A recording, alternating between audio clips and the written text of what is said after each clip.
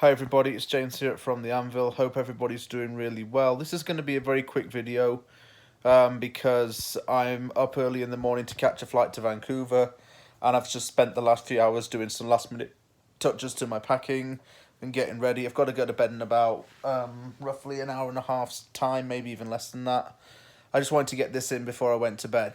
It has finished West Ham United 1, Eintracht Frankfurt 2 at the London Stadium. We've lost the first leg. We're certainly down, but we're certainly not out. And we still have a shout to play Frankfurt next week.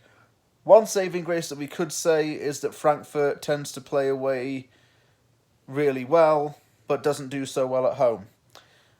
That said, we still haven't lost. We still have lost the first leg, rather. And that's just putting more work on us to correct that for the second leg. One thing that I did really notice about this game overall was the fact that West Ham played way too deep. Like the Sum 41 song, we're in too deep and we couldn't keep everything tight, 'cause Frankfurt done us over. That's how it was. Literally. Little sing-song for you all. Frankfurt done us over. They were the better team on the day. Their counter-attacking system was fantastic. It cut us open. Their defensive work rate was really good. They had a couple of defenders that really put in solid shifts. And as for us, by playing too deep, we left ourselves way too open. We let them cut us just like a hot knife through butter. Starting lineup was interesting because Kurt Zouma was back. And no one expected that. Kurt Zouma was back starting. I think he started too soon because in the game he looked a little bit uncomfortable at times. He went down a few times and didn't look fully fit. I think he has definitely been rushed back. Areola's back in goal. Fornals and Lanzini playing together. Antonio was up top. Bowen as well featured. Ben Johnson starting as right back, Cresswell as left back, and Dawson centre back. Declan Rice, Thomas Souček as well. It doesn't help conceding within the first minute of the game, but that's what we did. We switched off right from the get-go. And I was so annoyed at the fact that we conceded within 50 seconds because it was very, timid of us. No one had tried to impose themselves to try and close the ball down. Frankfurt was given carte blanche to cross it into the box. It was headed in by a player, I think his name was Kunupa, something like that. I haven't got my notes in front of me, by the way. I didn't write anything down because I watched this while I was out. I didn't have time to make my notes. So if I make any mispronunciations of names, I apologise. Just a word of warning. Frankfurt headed it in straight from the off. I really was not happy about that at all. Just conceding in the first minute, like I say, it can ruin your game plan. It can throw you well off. And that's what it did to us. After that goal went in, we were a bit lacklustre at times. Ben Johnson had no defensive aptitude about him in this game. And for me, Sofal should have gone in, and Sofal starts next week. I like Ben Johnson, but he didn't exactly make a statement to start when we take on Frankfurt this time next week. I think one of our best chances really was when that lovely through ball came to Bowen, and all he had to do was, strike it with a bit more power and onto the inside of that post. Because he banged that, and it clipped the post rather.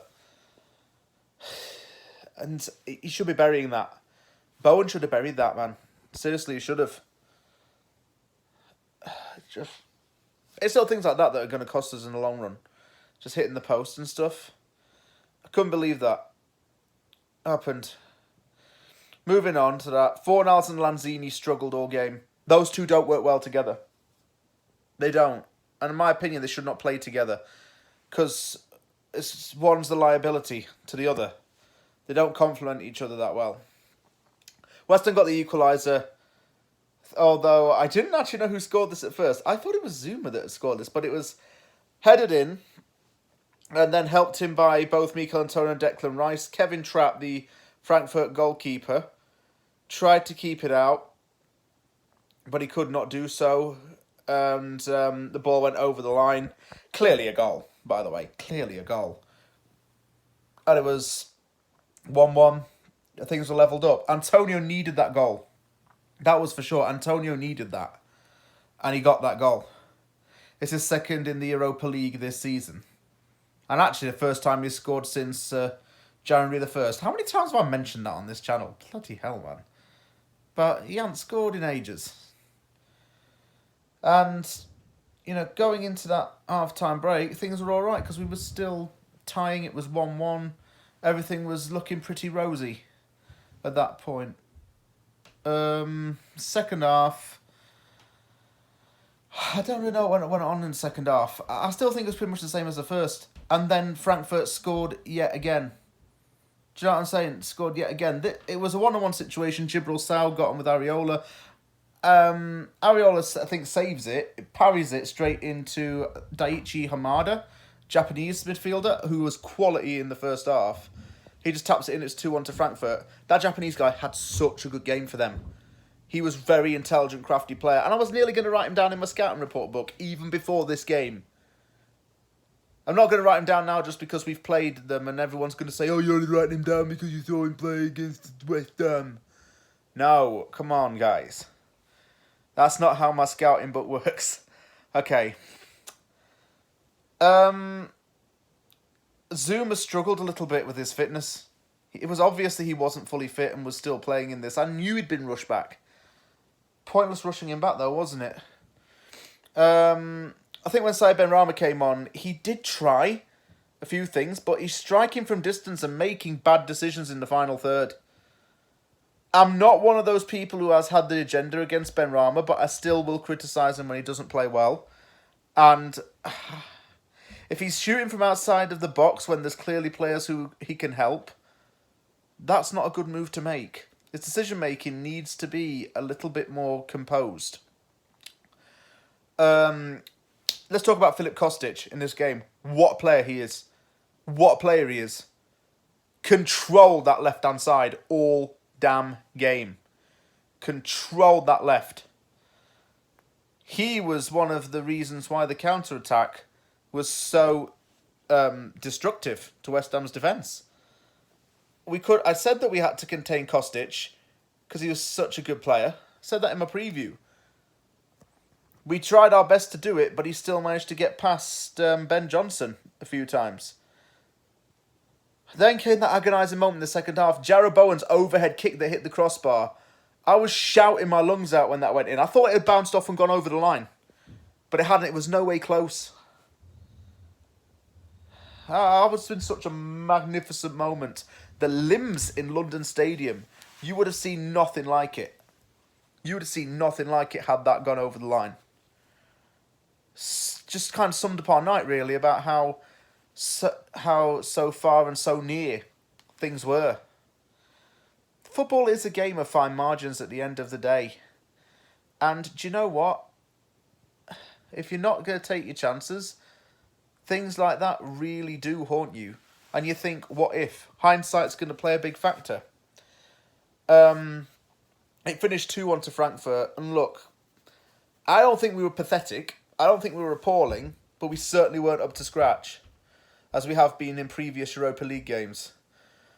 We will need to make some major changes to the lineup for the other game. I think Sofal needs to come in for Johnson for a start. People argue that Benrahma's presence on the left could be needed. I don't think so. Really. I don't. It wouldn't have made much difference, real, if he had started or not. I don't think. Zuma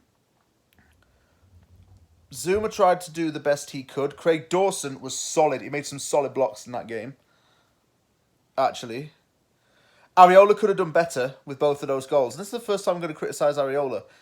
First goal, he should have reacted and actually made an attempt to dive for it. The second one, he did a really bad mistake by parrying the ball. He should have caught that. Or at least punched it out a bit further. I think we're going to move on. We got the Arsenal game coming up in a couple of days' time, and I'll just look forward to that.